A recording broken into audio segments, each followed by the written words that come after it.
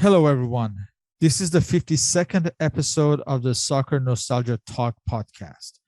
As always, this is Sean from Los Angeles, and I am joined by Paul from Shipley in England.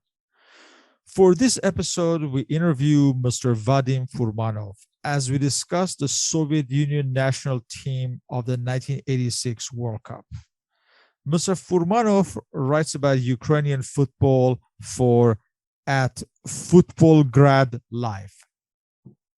Thank you for having me. It's good to be here. Hello, Vadim. Yes, welcome to the podcast and thanks for joining us. Absolutely. Could you just introduce yourself and talk about some of your early football memories and your involvement in the game? Sure. So, as Sean mentioned, I write primarily about Ukrainian football, but I grew up in Chicago with a father who was a passionate Dynamo Kiev supporter. And some of my earliest memories are watching the third of Lobanovsky's three great Dynamo teams in the 90s.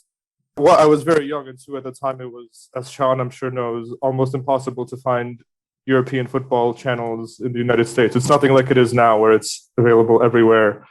So some of those matches, he would somehow manage to get videotape recordings of them, sometimes weeks after the fact. So it was that Shevchenko-Rebrov partnership that tore Europe apart and came very close to the 1999 Champions League final. Those are some of my earliest memories and earliest disappointments already. And then the Ukraine national team, which also spearheaded by Shevchenko and Rebrov, likewise came agonizingly close to qualifying for Euro 2000 and also fell short in the playoffs. It started right away with disappointment, I guess you could say. One of the much often referenced memories from the 1986 World Cup is about the Soviet Union national team. This team was essentially a Ukrainian side.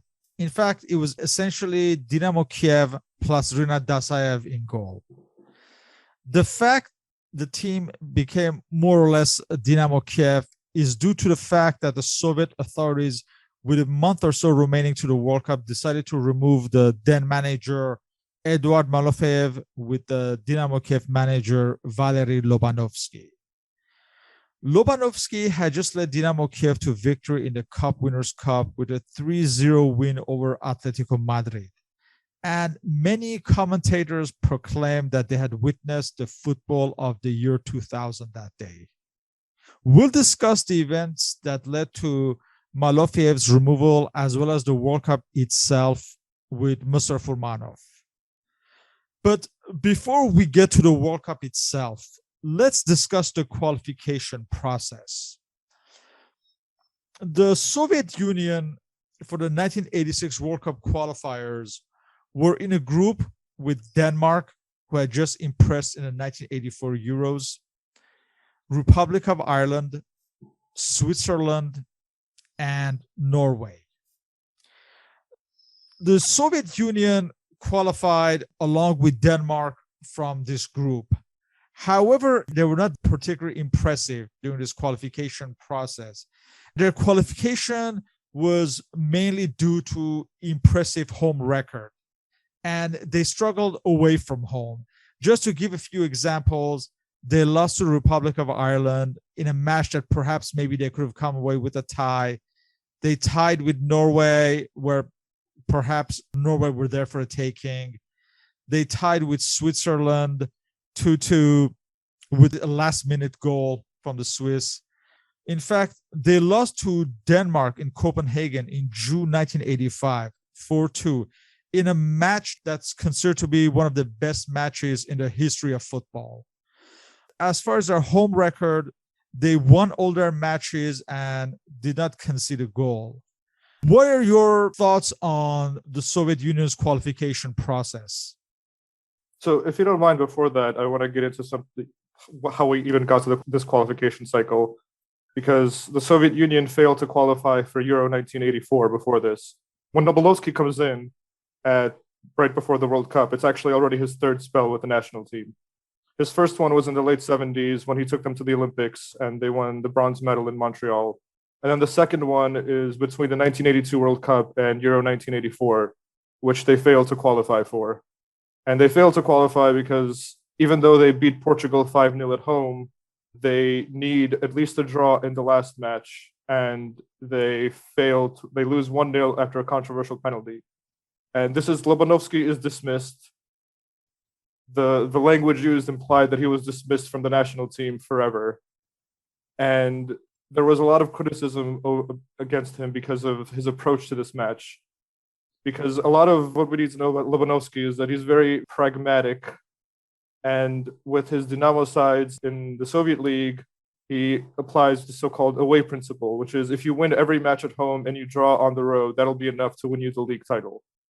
And in the Soviet League, it was very successful. And clearly that was enough for him to win already, I think, 5 league titles by this point.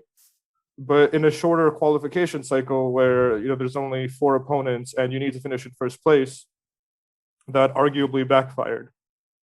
And he was dismissed. And Malafeyev, who's very much his ideological rival, very different approach to the game, very different the way he sees the game of football, and is considered much more of an idealist, less of a pragmatist. And he surprisingly led Dynamo Minsk to the Soviet title in 1982. So, and he was at the same time that Lobanovsky managed the Soviet national team, Malafeyev was managing the Olympic side. So they were kind of the B team, I guess. And he led them to qualification for the 84 Olympics, which then the Soviet Union ended up boycotting in response to the 80 boycott. So he doesn't actually take them to the Olympics. But after Lobanovsky is dismissed, Malafeyev is effectively promoted to the senior national team. And that's how we get to the World Cup 1986 qualifying cycle, which, as you mentioned, didn't go particularly well. It's really only the last 3 matches that they play at home and they win all 3 of them in a row that allows them to qualify. Because, as you mentioned, they lost to Ireland, drew Norway, that lost to Denmark. I highly recommend everyone just go and watch the highlights for that match because I watched the full thing in preparation for this. It really is a great game of football. And I know this is a Soviet Union focused podcast, but just that Denmark side was something else. They just come off Euro 84. This was Danish dynamite. They had Preben Elkjær and Laudrup, and both of them scored 2 goals each in that match. And then they also end up having an impressive 86 World Cup. But there's something else that happens in that Denmark match that's important.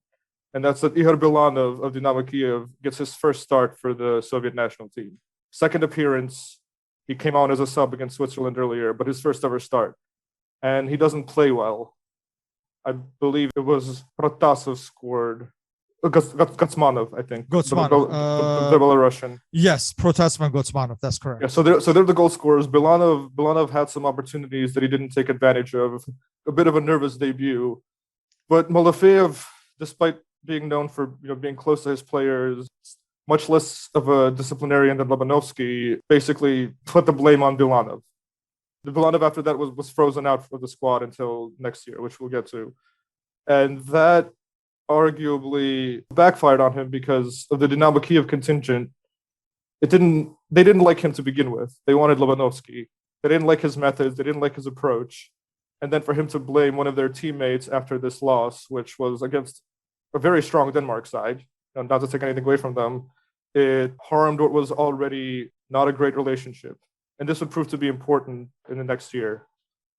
This qualification process, the years 1984 and 1985, also served to end the national team contentions of some players. This includes the Armenian Horen Oganessian of Arad Yerevan, who played his last match in 1984 for the Soviet Union.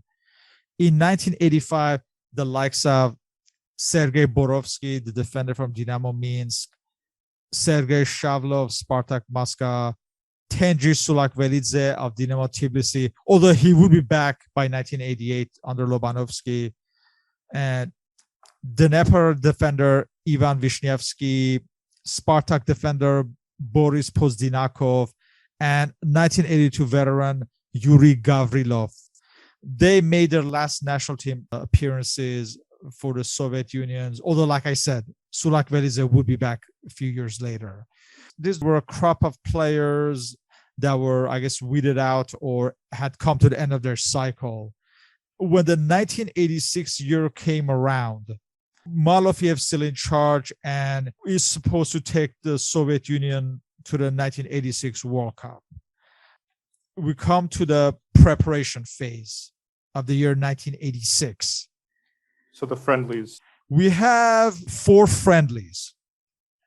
In January of 1986, the Soviet Union lose to Spain 2-0.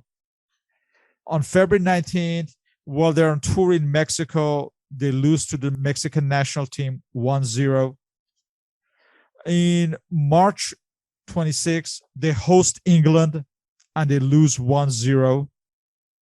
And Chivadze misses a penalty in Tbilisi in front of the home fans. Yes, and I believe also the match with England, that was the debut of Igor Dobrovolsky. But he was still not in contention for the World Cup, I don't think. Yeah. He would have been very young at this point. And finally, on April 23rd at Timișoara, the Soviet Union loses to Romania 2-1. And important to note about the Romania match, it wasn't a full-strength Romania side because Steaua players were preparing for the European Cup final against Barcelona in Seville. Yes. So this was Mircea Lucescu's weakened Romania, which made things even worse for the Soviet Union.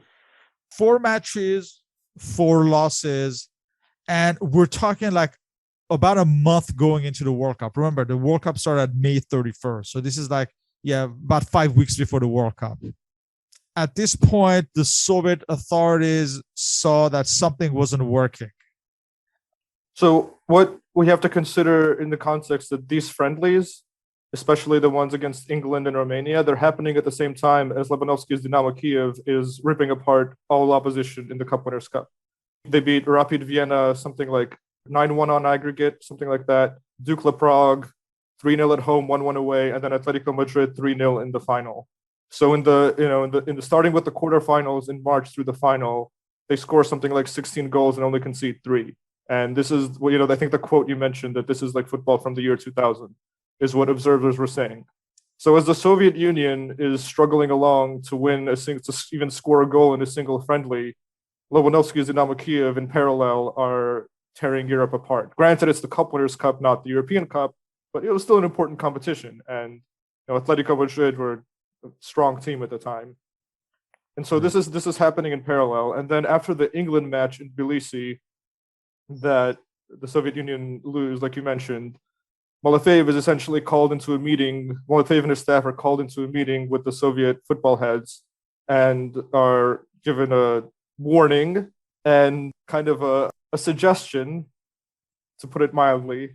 Ultimatum. Ultimatum, but also you should strongly consider using more of these Dynamo players that are playing under Lobanovsky, that are succeeding and that are showing how great Soviet football is to the rest of Europe.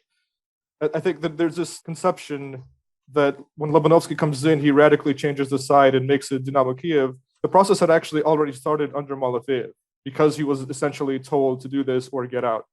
And so by the time of this Romania match that they lose to in Timișoara, 6 out of the 11 of the starting lineup are already Dynamo Kiev players. And Vasily Rats and Ivan Yeremchuk make their debuts in that match. And they'd been playing very well for the national team. So then this Romania friendly happens on April 23rd. May 2nd is the Cup Winners' Cup final that Dynamo win 3-0, as I mentioned.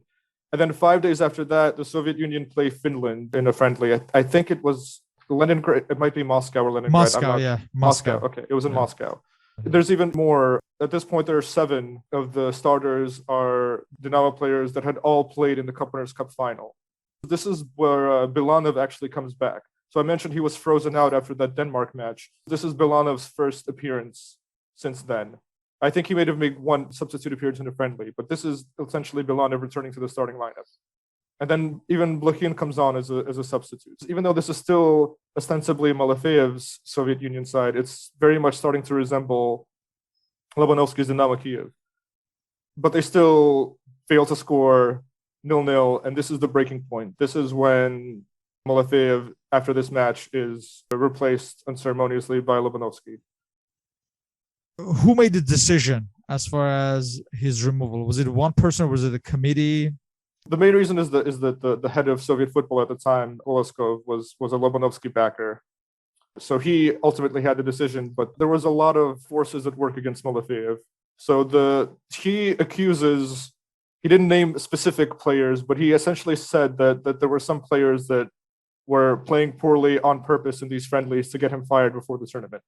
And I don't think you need to be that much of a conspiracy theorist to think that he's referring to the Dynamo Kiev players. Right. And there have been some hints in interviews to suggest that this may have some truth to it. Malofeyev has given a lot of interviews about this, as have the Dynamo players. So it's sometimes hard to discern fact from fiction in what happens here. But the idea that Dynamo players weren't performing to the best of their abilities is fairly believable. He also said that he was told to take on Lobanovsky as an assistant, which something that kind of happened in 1982, where Beskov is the head of the head coach, but Lobanov, kind of to make it Spartak, Dynamo Kiev, Dynamo Tbilisi, you have the coaches of all three teams kind of going to preserve the unity of nations or whatever you want to call it. And then in 86, apparently Malofeyev was pressured into doing the same thing, but refused, as he says. There are accounts disputing that. So then the friendly results aren't going well. The players that are now making up the core of your team don't particularly want you as a manager. And the head of the federation isn't happy with you as a manager. So it's just kind of the perfect storm for Malofeyev to get sacked. I think if those friendlies had gone better, but also even more importantly, if Dynamo Kiev don't win the Cup Winners' Cup in such convincing fashion, I think Malofeyev stays on through 1986, where he promised that he would bring back a medal. He was a dreamer, but he did promise that the Soviet Union would finish in the top three of the tournament.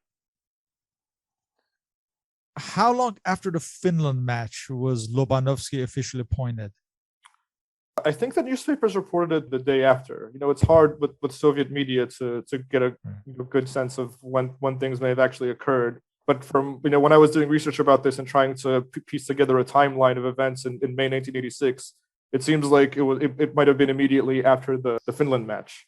This is pure speculation, but I don't know how much the result of the Finland match would have changed things. It seems like the decision had already been made. This was just the final straw and the excuse to replace Malofeyev. He literally had weeks before the World Cup to prepare the team. He had weeks, but it was in many ways the same. It was already most of Malofeyev's players, and it was mostly the team that was playing in the Cup Winners' Cup. So it's not like he needed a whole lot of time to prepare them for the tournament. Afterwards, some of the Dynamo players, I think maybe Zavarov had said that going to the World Cup in Mexico and putting on the Soviet kit and going on the field, it just felt like it was the same team that was still. It's like we were in the next stages of the Cup Winners' Cup. It's like we kept going. In fact, when Lobanovsky took over, only 5 players were added to the squad that had been maintained by Malofeyev. Those were Pavel Yakovenko, Andrei Bal, who scored in the 1982 World Cup against Brazil, Viktor Chanov, the goalkeeper of Dynamo Kiev, and Vadim Yevtushenko of Dynamo Kiev, and as backup goalkeeper, Sergei Krakovsky of Dnepr. Lobanovsky maintained most of the players that had already been under Malofeyev. Let's go through the Soviet Union Final 22 as chosen by Valery Lobanovsky for the World Cup. You have in goal Rinat Dasaev of Spartak Moscow, Vladimir Besonov of Dynamo Kiev, Alexander Chivadze of Dynamo Tbilisi, Gennady Morozov of Spartak Moscow, Anatoly Demyanenko of Dynamo Kiev, Alexander Bubnov of Spartak Moscow, Ivan Yaremchuk of Dynamo Kiev, Pavel Yakovenko of Dynamo Kiev, Alexander Zavarov of Dynamo Kiev, Oleg Kuznetsov of Dynamo Kiev, Oleg Blokhin of Dynamo Kiev, Andriy Bal of Dynamo Kiev, Gennady Litovchenko of Dnepr, Sergei Rodionov of Spartak, Nikolai Larionov of Zenit Leningrad, backup goalkeeper Viktor Chanov of Dynamo Kiev, Vadim Yevtushenko of Dynamo Kiev, Oleg Protasov of Dnepr, Igor Balanov of Dynamo Kiev, Sergei Aleinikov of Dynamo Minsk, Vasily Rats of Dynamo Kiev, and third goalkeeper Sergei Krakovsky of Dnepr. So we have 12 players from Dynamo Kiev and 3 players from Dnieper, Litovchenko, Protasov, and Krakowski. So we have 15 Ukrainians in this national team. So the Soviet Union is essentially the best of Ukraine at this point. And we should also mention the likes of Protasov, Litovchenko, and Krakowski. They were part of the Dnieper team that won the Soviet title in 1983. And in fact, Protasov was a rising star of Soviet football at this point. Protasov scored 35 goals in 34 matches in 1985, which Yes. is the record for most goals in a season in the Soviet League. He was just behind Van Basten, I believe, in the Golden Boot race. I think that season, I believe. A very good side. Obviously, Oleg Blokhin, the 1975 Ballon d'Or winner, is kind of in the twilight of his career, but he can still make inspirational substitute appearances. He did score in the Cup Winners' Cup final. Yes. So, yeah. At the time, you rarely had like the entire squad of a team in the national team. You would have, if any club, let's say, had maybe 5 or 6 players, that in itself was impressive. But when you have 12 players of a club in a national team, it was somewhat unprecedented those days. But that's how strong in depth Dynamo Kiev were. Yeah, like you mentioned, there weren't actually a whole lot of changes made from the last Malafeyev teams. Gotsmanov and Kondratiev, those are the Dynamo Minsk players favored by Malafeyev. They were dropped in favor of Balya and Yevtushenko. But both, even under Malafeyev, they hadn't been playing as much in 1986. And then I think the biggest surprise was that Fyodor Cherenkov of Spartak was left out entirely. And he was a Spartak fan favorite and a wonderful midfielder. Quite a tragic story, actually. He had some undiagnosed and untreated mental illness that he went through these periods of paranoia. And for whatever reason, I don't know if he knew about this or if he just... But Cherenkov was left out of the squad, and many Spartak and Russian supporters were very, very upset about this. Other than that, it wasn't like this was a particularly controversial squad selection. I think everyone saw every other Soviet team had failed in Europe that season. Zenit had won the league for the first time and gone out in the first round to a team from Finland. Do you think that previously there'd been maybe an attempt for political reasons to include players from different regions, and there were always Georgians, Armenians, Belarusians? There was more of an attempt to include the different regions within the Soviet Union, but this time, as you say, because Kiev was such obviously a strong team within Europe, that there was less opposition to the idea of doing that and including so many players. I think that's definitely true, and it wasn't just with the squads. I think, as I mentioned, that at 82, even the coaches that went were seen to be from different republics of the Soviet Union. And I mean, also there were always great players from Georgia, Armenia, Ukraine, Belarus. So it's not like you had to. It's not like Team Great Britain at the 2012 Olympics having to force some Welsh players just so it looks like it's not just England, right? There were legitimately great players from various republics. But by 1986, yes, I think Lobanovsky's the single most powerful person in Soviet football. If anyone can do this, it's him, right? And he's been basically given carte blanche right before the tournament to select whatever team he wants. And maybe, and this is more speculation, but 86, perestroika, glasnost, kind of a different political climate. Perhaps you don't need to so the party line as much as you used to. This is not something I can speak to confidently, but it's just by 86 things were changing in the Soviet Union, so maybe there's not that much political pressure. Although, as we saw, Malafeyev was pressured into selecting now a player, so who knows what the truth is. When you mentioned Fyodor Cherenkov, it reminded me how some observers felt that he was good in the odd calendar years, but he fell off form in the even calendar years, and that's why he did not make any appearances at tournaments, even though he was a brilliant player. And he also had issues playing on the road, far away from home. So there's a lot that's been written and said about him. And a brilliant player, but with somewhat of a tragic story, and ended up being left at home. That was the most controversial omission by Lobanovsky before this tournament. So we come to the World Cup itself. Going into the World Cup, I'm sure with everything that had been going on, maybe the expectations, despite Dynamo Kiev's success, may not have been as high. They were in a group with Hungary, the 1984 Euro winners France, and Canada. And we have to remind everyone that Hungary had qualified to this World Cup in impressive fashion. Ahead of the World Cup in friendlies, they had defeated Brazil 3-0. Yeah. Yes. So they had rising star in Lajos Detari, and they were regarded as a potential surprise team for this World Cup. Yeah, they were definitely a dark horse. It's not quite, the 1950s team, but this also was considered possibly the best Hungarian generation since then. Possibly, and probably the last, I guess, good Hungarian side that actually qualified to a tournament. Well, I'm not including the last couple of Euros, but as far as this previous era. Sure. So the first match in the World Cup for the Soviet Union is at Irapuato on June 2nd versus Hungary.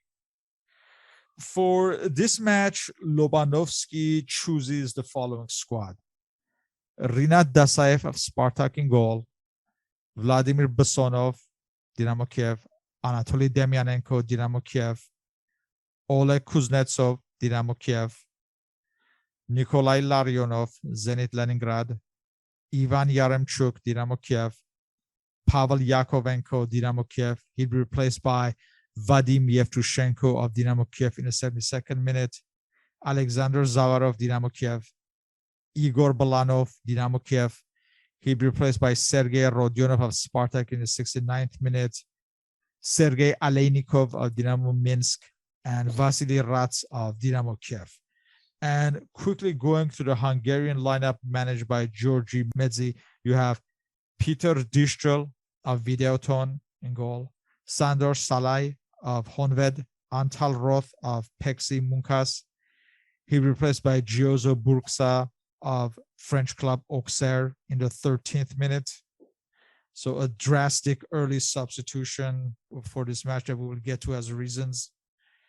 Joseph Cardos of Uchpest, Imre Garaba of Honved, Joseph Kiprich of Tatabania, Antal Naji of Honved, Lajos Detari of Honved, Marlon Esterhazy of AEK Athens in Greece, Zoltan Peter of Zalagerjegi. He'd be replaced by Lajlo Dachka of Honved in the 62nd minute, and Georgi Bognar of MTK. For this match, the Soviets just come out of the gate and score 2 goals in the first 4 minutes. You have Pavel Yakovenko scoring in the 2nd minute, and 2 minutes later, Aleinikov scores a brilliant long-range shot, and already Hungary was finished. The match was over at this point. Igor Balanov would score a goal from a penalty kick in the 24th minute to give the Soviets a 3-0 halftime lead. In the second half, Yaremchuk scores twice in the 66th and 75th minute. Well, that second one was considered an own goal by some. I don't know what it is. I don't know what it is officially in the. It's possible. I have, I guess, listed as Yaremchuk was possible, some sources, which was an own goal. And finally, Soviet substitute Rodionov scores a 6th goal in the 80th minute. And I believe in between, Yevtushenko misses a penalty kick as well. Yeah, exactly. An impressive 6-0 win. It signaled the birth of his Soviet squad under Lobanovsky, this brilliant 1986 squad. What were the reactions after this match in the Soviet camp?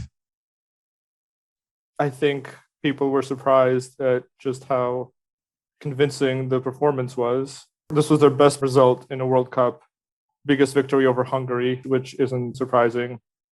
And just generally the manner of performance, the complete overwhelming of the opponent by the 4th minute, is kind of a continuation of Dynamo's dominance in the Cup Winners' Cup, but that I don't think many people expected the Soviet Union to take that form to Mexico for a number of reasons. National team football is different. Conditions in Mexico, the heat and the elevation. I think this game was played at noon, and Irapuato is at over 1,000 meters elevation. Yes, scorching sun for the benefit of European television. exactly, yeah. And so up until this point, the World Cup, there actually, I don't think there were more than 2 goals. This was the third day of the tournament, and before that, most matches were kind of dull, low scoring, not particularly fast paced. And then the Soviet Union just comes out of the gate, guns blazing, total football, overwhelm the opponent from the first minute, and score more goals in that match than had been scored in every match up until that point. This isn't something anyone expected, and all of a sudden they were propelled to probably not tournament favorites, but a team that neutrals wanted to watch. I think one of the local Mexican papers afterwards said, capital of the World Cup is now Irapuato, because they played 2 of their 3 home matches there. Yeah, I mean, obviously reactions from players, Soviet media is positive, and I think maybe in some ways even unexpected that they kept the gas on the pedal for so long. Lobanovsky's team aren't necessarily known for exerting, the like pragmatic, play for the result, don't get too exhausted too quickly. So in some ways, I think it was even unexpected that they kept playing, they kept scoring for so long. I think some of it has to do with the fact that Hungary just looked like they gave up after the 4th minute. Another thing that we have to remind ourselves is that the Soviet season was not like other Western European calendar years where you start in August, September, and end in May. I think they started back then, it was like a spring, fall season. So you maybe start in March, April. So perhaps they may have been fresher in some ways than other teams. Is that a possibility, you think? Yeah, definitely. And also for the Soviet Union, the national team in World Cup years took precedence over club football. So the authorities could organize training camps where the players weren't, basically it did everything it could. Imagine now, the Spanish Federation telling, okay, Real Madrid and Barcelona, your league season isn't important. We need your players to prepare for the World Cup, and you can keep playing and do whatever you want. That would never happen, right? But in the Soviet Union, national pride and the performance of the national team at the world stage often took precedence. So they had training camps and some friendlies even when the season was ongoing. And just as an aside, because I think this is ridiculous, the Soviet Union implemented a draw limit in the league so that after 10 draws, if you drew an 11th time, you got a point deduction to combat match fixing. But teams that had more than 2 players selected for the national team were exempt from that. So even though Dynamo Kiev and Dynamo Moscow finished the 1986 season on equal points and equal records, Dynamo Moscow had a point deduction for going over the draw limit, but Dynamo Kiev did not. So that's the reason they won the league. Oh, wow. Essentially because of this ridiculous rule that was implemented to help the national team. Anyways, that's just a digression about how the Soviet Union tried to combat match fixing. But yeah, back to the original point, I think it's, that definitely may have had something to do with it. They come back from, they had friendlies starting in January and February, and there was a conflict between Malafeyev and Lobanovsky about this, because Malafeyev was having training camps and friendlies to ease the players into form, to get them ready for Mexico in a few months and not to overwork them. And meanwhile, Lobanovsky is trying to win a European trophy and needs them to peak at much earlier. For Lobanovsky, the Cup Winners' Cup is now, not a tournament in 4 months from now. And so maybe some have said, and it's possible that, while yes, they were fresher, some of the players had peaked too early in the season. They'd peaked for those Cup Winners' Cup ties and the match against Atletico. So perhaps by the time of the Belgium match, which we'll get to, they weren't at their peak as much as they could have been. Another thing to consider, nothing I know for sure. A few days later at Leon on June 5th, they take on favorites France, the then European champions. Obviously, the Soviets were confident after their win against Hungary, while France had struggled to beat Canada only 1-0 after missing so many chances in that match. This was the match that was to decide the group as far as who would win the group, perhaps. Because Canada were seen as the weakest team in the group. And after the 6-0 drubbing, not much was expected of Hungary afterwards.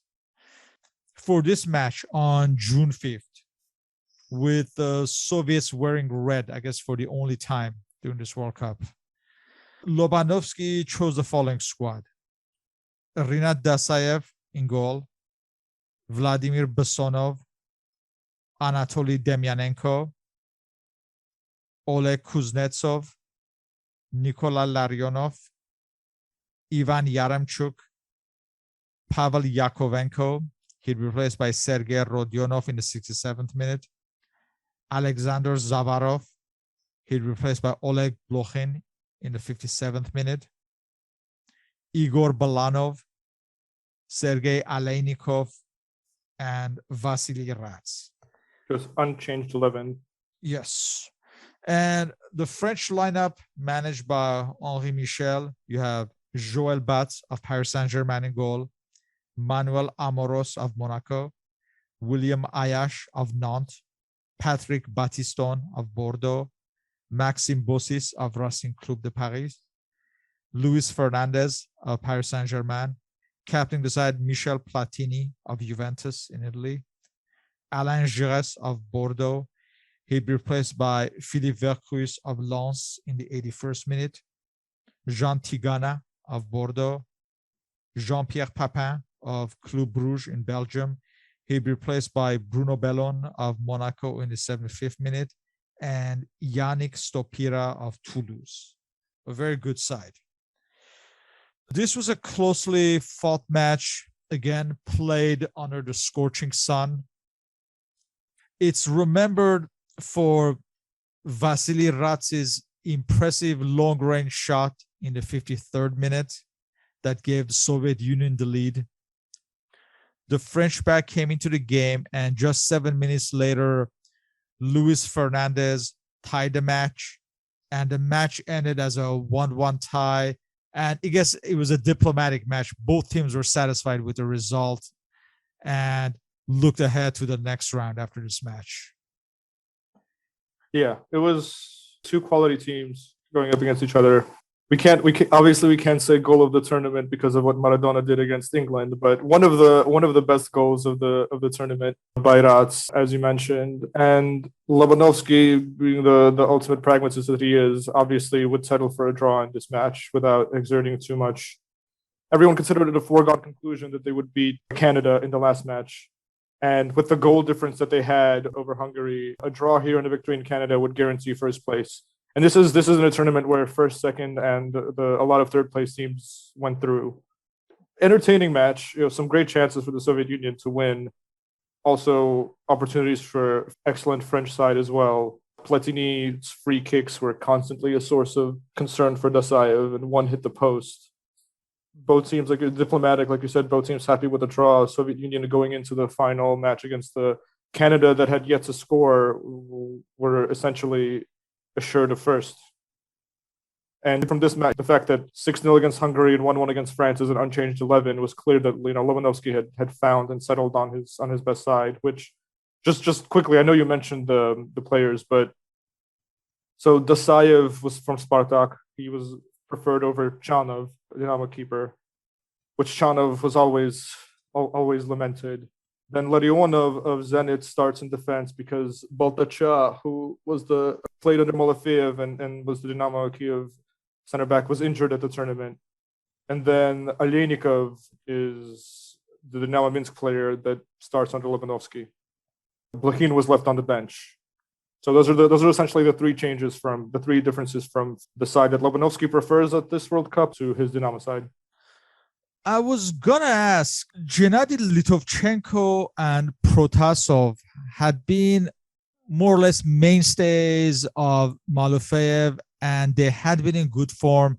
And in fact, they will be integral parts of the 1988 Lobanovsky squad.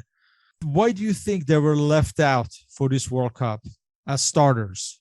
So especially with when it comes to Protasov, the Protasov and Belanov didn't play a minute together at this tournament. The only minutes that Protasov got were against was it against Canada, I think? It was a Canada, which is essentially a dead rubber match for exactly. the Soviets. A dead rubber that Protasov starts and that Belanov replaces him. So this partnership that we'll speak about in a future episode about 1988 didn't see the light of day at this tournament. Lobanovsky, tactically, ostensibly, it's been called also a 4-4-2, but essentially Belanov is the only striker in this formation, is the only pure striker in this formation. But there was no strike partnership as there would be later. Perhaps caution playing in the World Cup in such conditions, and also you can't say because the Dynamo Kyiv did play with two strikers, so it's difficult to really see why Protasov was not so much frozen out, but not trusted, even in substitute appearances when they needed goals. Although we'll get to the Belgium substitutes in a bit, but this is actually one of the things I wanted to talk about. When we assess the legacy of this 1986 team at Lobanovsky's side, and whether or not he made any mistakes in these matches. And I think leaving out Protasov, who, as we mentioned, scored 35 goals in 34 matches the season before, is something that some people have looked back on and thought he could have been useful. He could have been useful at this tournament. Although at the same time, it's not like scoring goals was a problem. That wasn't really the issue. It wasn't goal scoring. Belanov did more than enough on that front. So I think with the few weeks of preparation, you want to include as many players from your own club as possible, so that they all know how to play instead of having to incorporate players from other clubs in a short period of time. I think that's partially what explains it. And we'll get to this, I guess, like you said, for the 1988 cycle, but he would actually incorporate Litovchenko and Protasov into his Dynamo Kiev side in 2 years' time. Yeah.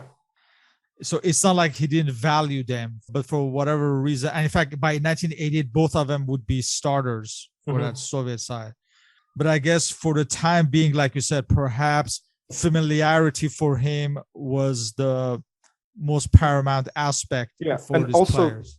Maybe like Paul was saying earlier, they're not Dynamo players, but they are both also Ukrainian players. So if you want to have at least some semblance of players from other republics, then you have options from Russia and Belarus. So maybe, and again, pure speculation, but maybe politically that was preferred to having only Ukrainians. That's why we see Oleinikov and Larionov.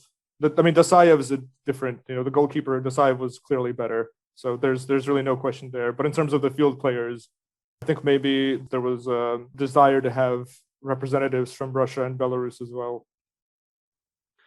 We come to the third match, again at Irapuato on June 9th, the relatively inconsequential match against Canada. Yeah. So for this match, Lobanovsky gives some rest to some of his regulars. You have starting in goal Viktor Chanov of Dynamo Kiev. And as for Chanov, you have to mention that him and his brother were actually the backup Soviet goalkeepers during the 1982 World Cup. Then you have Gennady Morozov of Spartak, Alexander Bubnov of Spartak, Oleg Kuznetsov of Dynamo Kiev, Andriy Bal of Dynamo Kiev, Gennady Litovchenko of Dnepr, Oleg Blokhin of Dynamo Kiev. He replaced by Alexander Zavarov of Dynamo Kiev in the 62nd minute. Sergei Rodionov of Spartak, Vadim Yevtushenko of Dynamo Kiev, Oleg Protasov of Dnepr. He replaced by Igor Belanov of Dynamo Kiev in the 57th minute, and Sergei Aleinikov of Dynamo Minsk. The match itself was a straightforward Soviet win, but I guess it was surprising that they took the lead only in the second half. The first half actually had quite a few opportunities for Canada. So it may not be as straightforward as... I didn't watch this full match, but I watched the highlights, and I was surprised that Canada created quite a few good opportunities in the first half. So maybe it wasn't as straightforward as it assumed to be. Yeah, but I guess in the second half, the Soviet pressure finally broke through the Canada defense, and Blokhin scored in the 58th minute. He scored and got injured while scoring. Yes, and he was replaced, just 4 minutes later by Zavarov. And Zavarov himself would score the second goal in the 74th minute. Soviets were through as group winners to the next round. At this point, the Soviets would have looked, I don't want to say as candidates, but many people were probably thinking that they would advance perhaps farther after the match against Hungary and their general positive and attacking play. Like you said, it was a continuation of the Dynamo Kiev form up to this point. For the second round, they were paired with Belgium, who had somewhat struggled to get out of the group. They had been in the group with hosts Mexico, Paraguay, and Iraq. They had lost to Mexico. They had beaten Iraq and tied with Paraguay and just made it out of the group. At this point, they had not been particularly impressive, though they would be one of the surprises of this World Cup, starting from this match. Going into this match, I would say perhaps the Soviet would have been seen as the favorites to win this match against Belgium. This was played at Leon on June 15th. For this match, Lobanovsky chooses the following squad: Rinat Dasaev of Spartak in goal, Vladimir Besonov of Dynamo Kiev, Anatoly Demyanenko of Dynamo Kiev, Oleg Kuznetsov of Dynamo Kiev, Andrei Bal of Dynamo Kiev, I guess, replacing Larionov in the starting lineup. This is the only changes for Larionov, who apparently picked up an injury. I haven't actually been able to figure out whether it was during the match against France or in training, but in any case, Larionov can't play and Bal replaces him. So then you have Ivan Yaremchuk of Dynamo Kiev, Pavel Yakovenko of Dynamo Kiev. He'd be replaced by Vadim Yevtushenko of Dynamo Kiev in the 79th minute.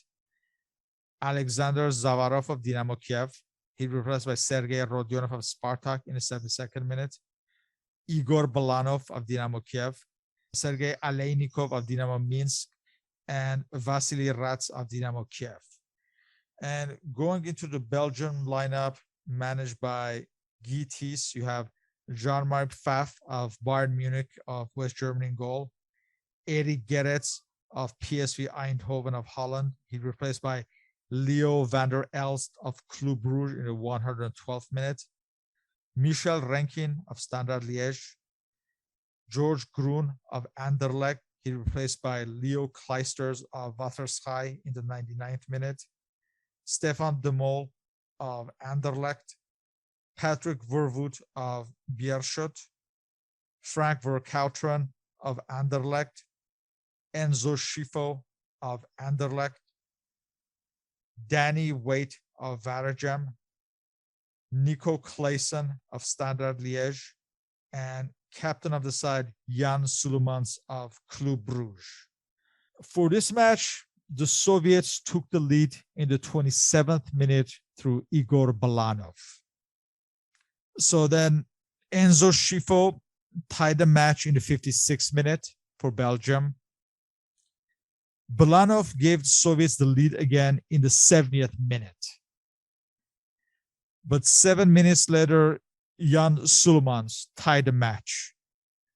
The match full-time score was 2-2, and the match had to go to extra time.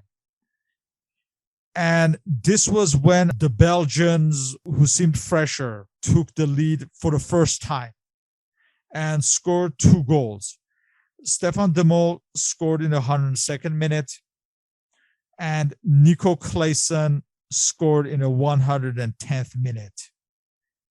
Balanov pulled the goal back with a penalty kick to score a hat-trick in the 111th minute. But surprisingly, the Soviets went out in this second round against this Belgian side. Balanov became, I guess, the second player after Ernst Wilimowski of Poland in 1938 to score at least a hat-trick in a match and actually lose the match. And in fact, Wilimowski has scored 4 goals in that match against Brazil. I didn't know that. the Soviets went out, although despite the defeat, they were considered one of the surprises of this World Cup. I imagine there would have been a lot of surprise from the Soviet authorities, though I am surprised that they didn't just, like in a previous incarnation, they didn't fire Lobanovsky like they would have after such a result. Yeah, guess there was enough trust in him to keep him until the next Euros. But there's a lot. This is a very exciting and entertaining match, and there's a lot to talk about here.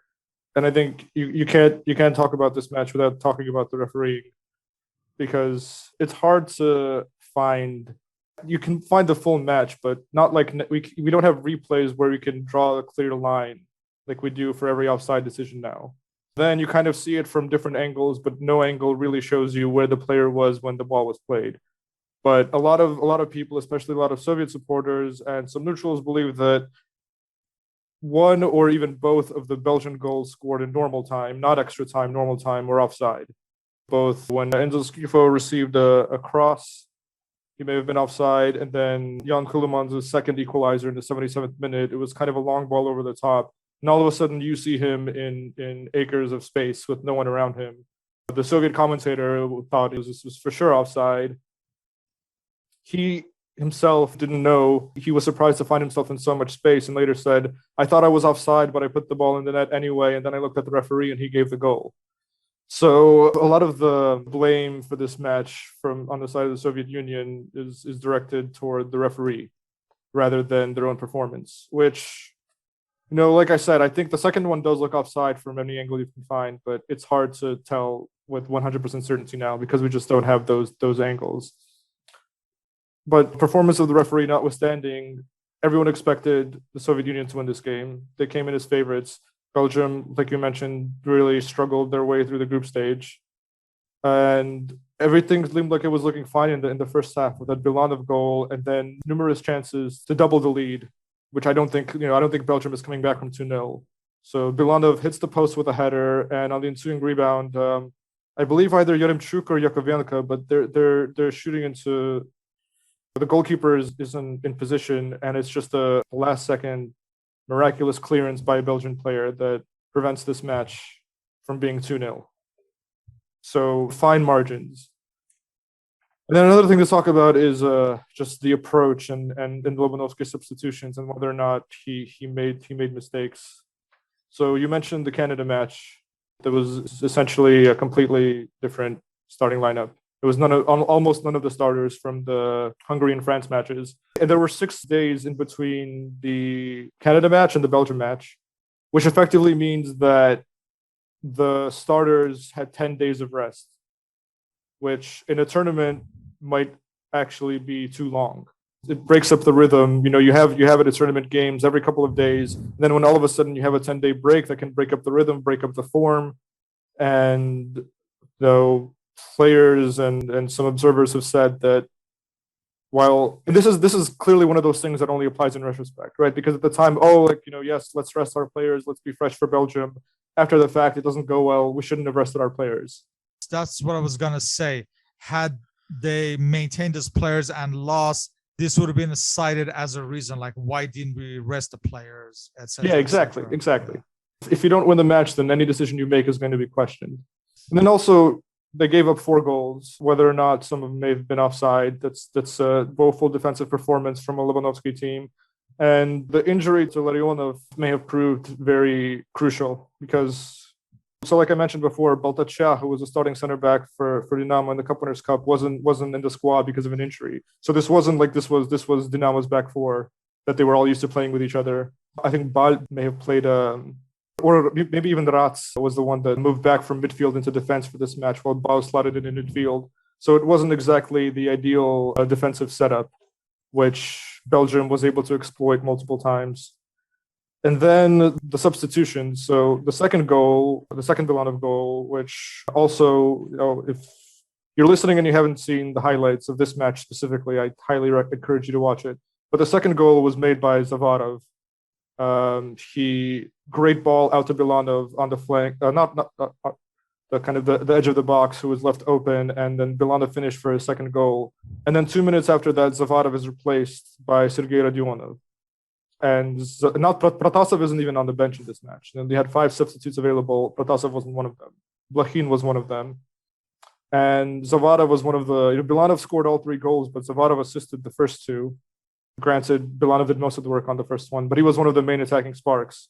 And then taking him off at 2-1, I think Lobanovsky thought the game was decided, didn't expect a second Belgian equalizer.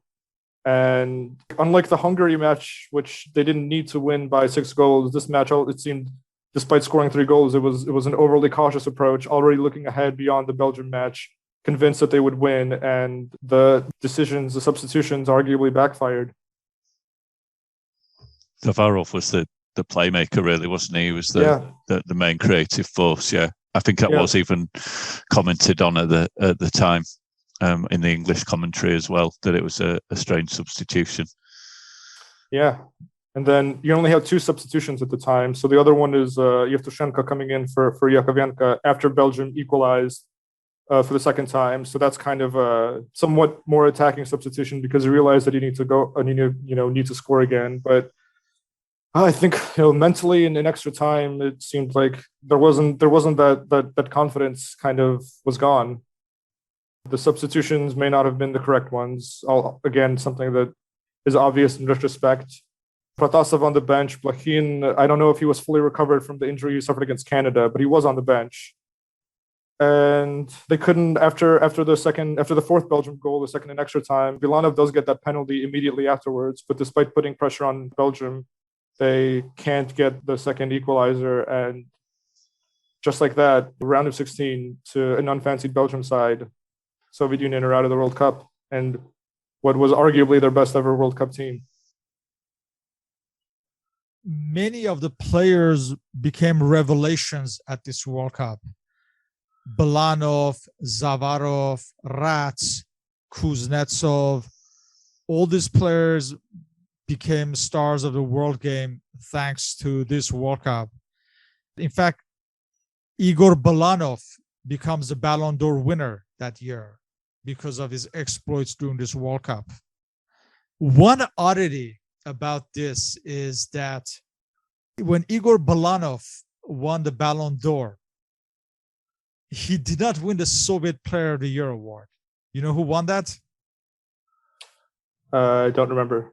Alexander Zavarov. Zavarov, okay, yeah. Is one of the oddities of football that the player who won the Ballon d'Or did not win his nation's Player of the Year award. But that shows just how strong Dynamo Kiev was at that time and what an excellent player Zavarov was at the time as well. Many at this point were predicting great things for this Soviet side of Lobanovsky. And I remember at the time, there was a lot of commentary that Lobanovsky had developed like computer programs to train his players. And that was considered like a very progressive and visionary at that time. Yeah, he's considered definitely a pioneer and visionary when it comes to the application of scientific methods and statistics in football. He had, the name escapes me at the minute, but one of his assistants was actually like a leader in Soviet computer science at the local Kiev Institute. And yeah, a lot of the methods that have developed now into very far more complex and state-of-the-art technology tracking. Lobanovsky had ideas to use those probably first of any top-tier coach. This is one of the things that distinguishes him from Malofeev as well. Malofeev was all about sincere football, and yes, we have tactics and we have that preparation and all that kind of thing, but really, the heart is the most important thing. And Lobanovsky was far more cold and pragmatic and scientifically minded. I think one of the most interesting things about this whole period of Soviet history is this personal and ideological rivalry between Malofeev that runs throughout the qualifying campaign and into the World Cup. And then, Lobanovsky ultimately prevails. Would Lobanovsky criticize Malofeev in the press? they would go back and forth. Nothing not like anything like Mourinho would say. And in meetings with each other, they were very cordial. They would disagree about their visions of football, but yes, there definitely were criticisms, and Malafeyev didn't like. So Lobanovsky, there was a lot of match fixing, in the sense that Dynamo Kiev playing other Ukrainian teams, they would agree. We let you, when we travel to, say, Karpaty Lviv or Chernomorets Odessa, for example, you get a draw. We won't go play so hard, so you can get a draw. And when you come to Kiev, we'll get the 2 points at the time for a win. So let's just make a deal. And that could keep Dynamo Kiev fresh for the title clashes against the Moscow teams or Dynamo Tbilisi or Dynamo Minsk. And that was, this was an open secret. This was why they tried to combat match fixing with these draw limits. And Malafeyev was very much against that. Thought you should try to win every match. And Malafeyev was a critic of Lobanovsky for these methods. This is just part of this narrative of Soviet football in the 80s. Yeah. Malafeyev, for all his purity and belief in sincerity and heart, he wasn't so much respected by the players, especially the Dynamo contingent. Just as an anecdote, I think it might have been Zavadov who said in an interview later, but before the match, they'd hear Malafeyev's tactical instructions or whatever he had to say. They go on the pitch, they turn to each other like, "Did you understand that?" Like, "No, not at all." "Okay, so just play like how we know. Whatever he says, just ignore it." And they would complain about playing basketball during training and playing games without the ball rather than focus, and just very, very casual and, in their mind, unprofessional compared to what they were used to with Lobanovsky. And the fact that, he tried to be close and friendly to the players isn't something that endeared him to them. And that's why, Malafeyev ultimately was dismissed right before the World Cup.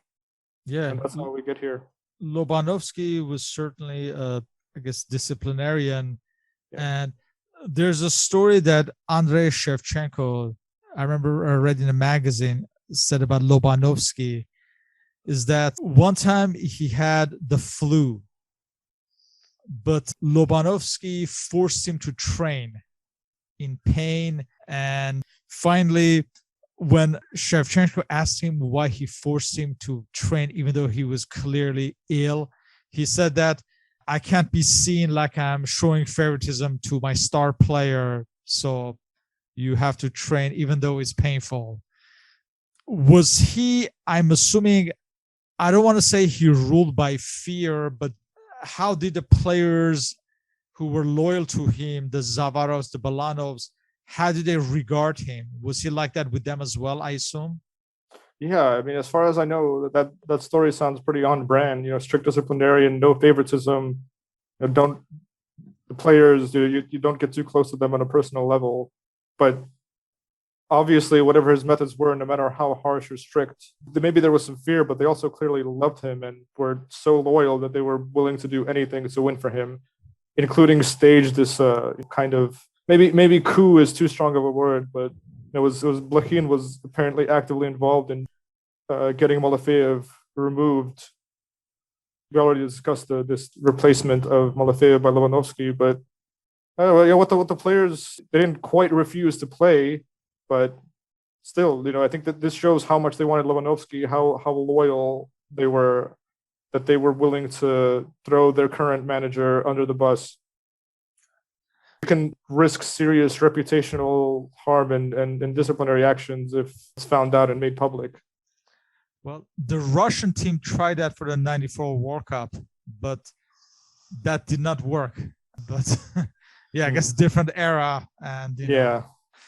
Also, I was going to ask you, with Ukraine now being an independent nation, when they look back at the 96 World Cup, do they look upon nostalgically as that was our team? That's pretty much.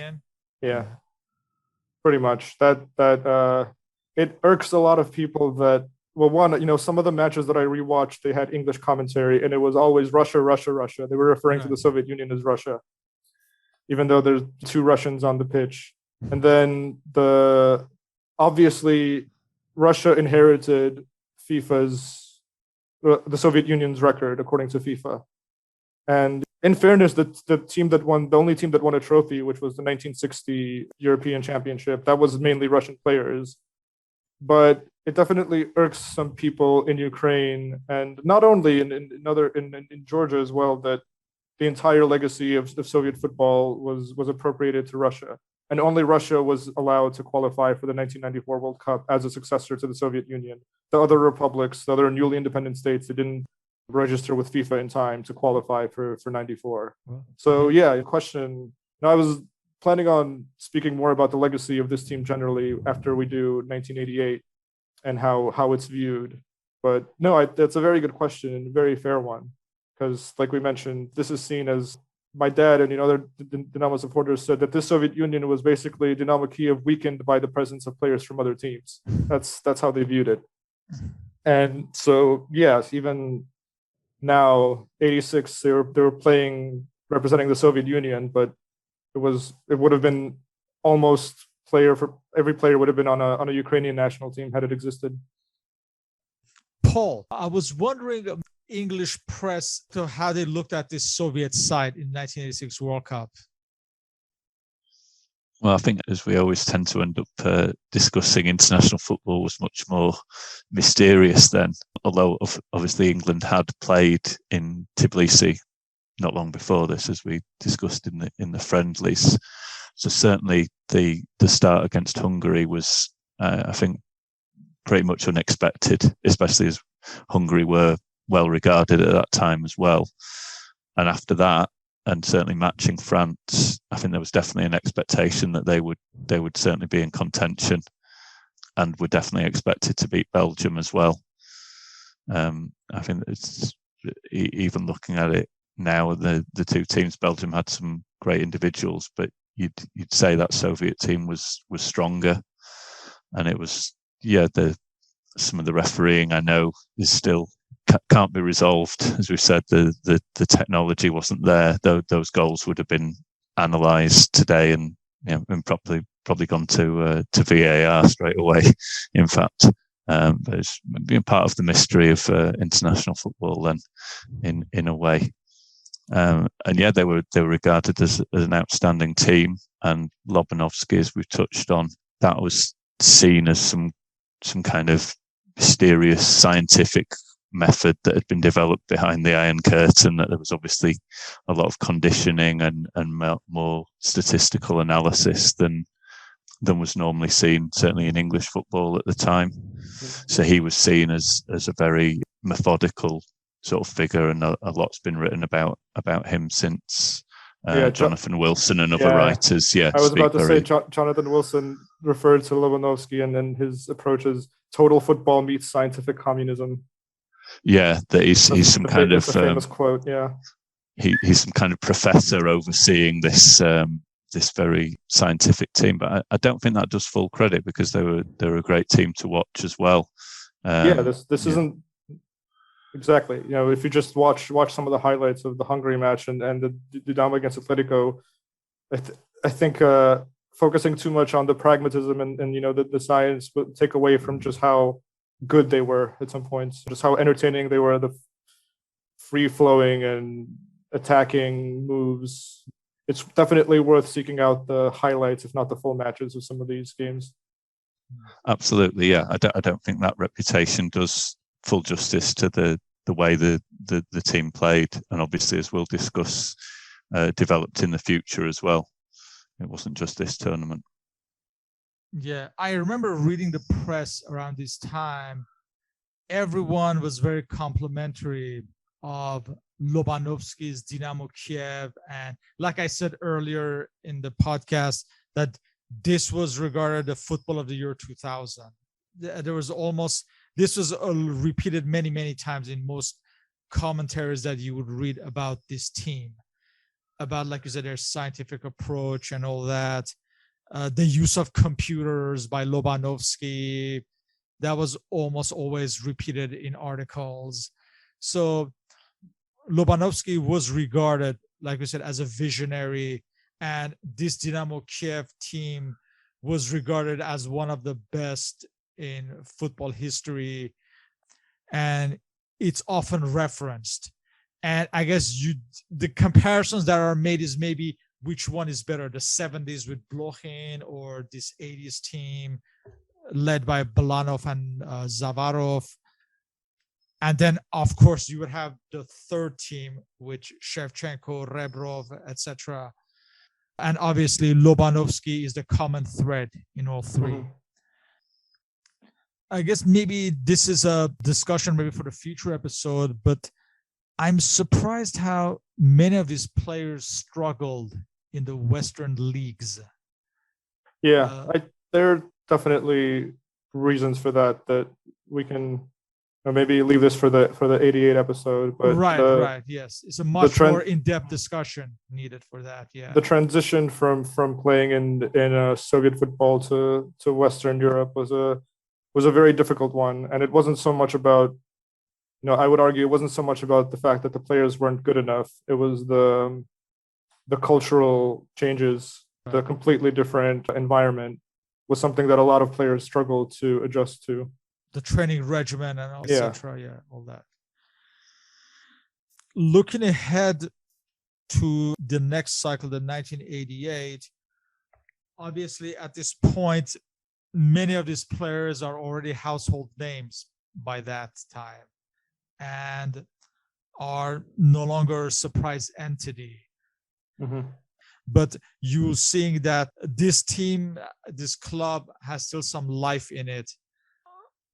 What are your final thoughts of this 1986 side? We're looking ahead to the 1988 Euros coming up. I think it's difficult to look back on it and think anything other than potential unfulfilled and what could have been had the Belgium match gone a little bit differently.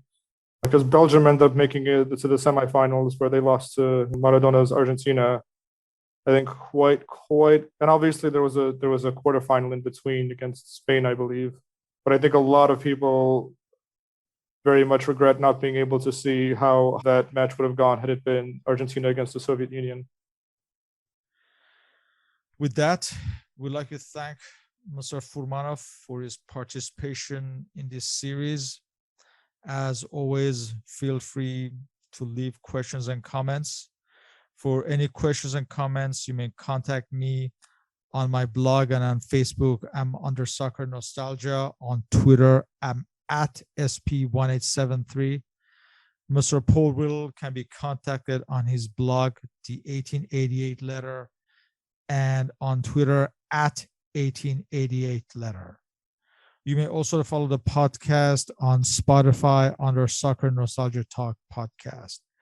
Mr. Furmanov can be contacted on Twitter at VFurmanov. And I've attached a link to Mr. Furmanov's football writings as well. And all this information is listed on the Spotify and the blog posting. So once again, Vadim, thank you very much for your participation. And thank you. Look forward to the 1988 one. Very much so. Thank you. Yeah, thank you very much. That was great.